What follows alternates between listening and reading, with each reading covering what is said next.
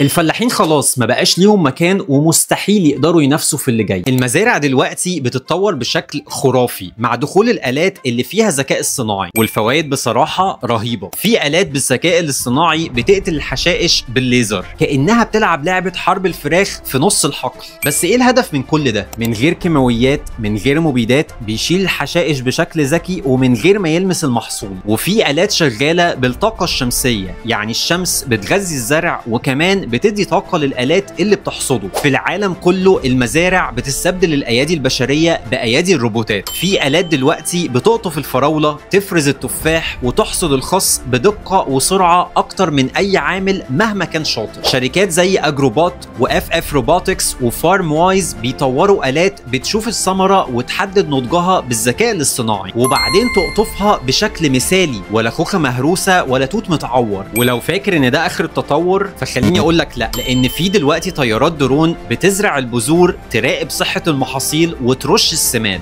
بكاميرات متعددة الأطياف وخرائط ذكية. الدرون يقدر يمسح حقل كامل ضخم ويقول للمزارع بالظبط فين النباتات اللي محتاجة اهتمام قبل ما عين أي بني آدم تلحق تلاحظ. والموضوع مش رفاهية، ده ضرورة، لأن دلوقتي المزارع بتعاني من نقص عمالة كبير ومحدش عايز يشتغل 12 ساعة في الشمس مقابل أجر قليل. قول لي بقى، تحب تشوف مزارع روبوتية بالكامل ولا الفلاح محدش يعرف يعمل شغله؟